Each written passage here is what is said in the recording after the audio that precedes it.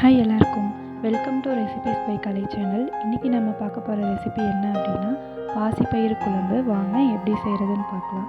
அதுக்கு நான் ஒரு கப் அளவுக்கு பாசிப்பயிறு எடுத்திருக்கேன். அதை ஒரு கடாயில் சேர்த்துக்கலாம்.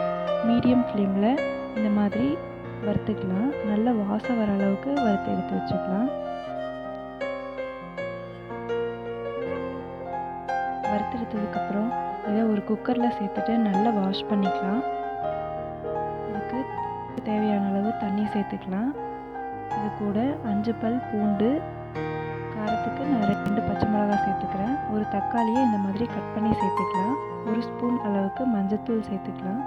இதை குக்கரில் ஒரு 4 to 5 விசில் வர வரைக்கும் குக் பண்ணி எடுத்துக்கலாம். இந்த குழம்புக்கு நான் ஒரு ஸ்பெஷலான மசாலா ரெடி பண்ண போகிறேன். அதுக்கு மிக்ஸி ஜாரில் 2 ஸ்பூன் வர கொத்தமல்லி சேர்த்துக்கலாம். 1 ஸ்பூன் சீரகம் சேர்த்துக்கலாம். 2 வரமிளகாய் சேர்த்துக்கலாம். இது எல்லாத்தையும் நல்லா அரைச்சி எடுத்து வச்சுக்கலாம். இப்போது பாசிப்பயிறு நல்லா வெந்துருச்சு. இப்போது குழம்பு தாளித்து விட்டுறலாம். அதுக்கு நான் 2 ஸ்பூன் அளவுக்கு தேங்காய் எண்ணெய் சேர்த்துக்கிறேன்.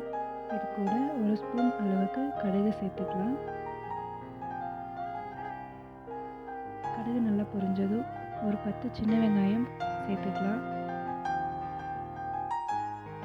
ஒரு கொத்து கருவேப்பிலை சேர்த்துக்கலாம்.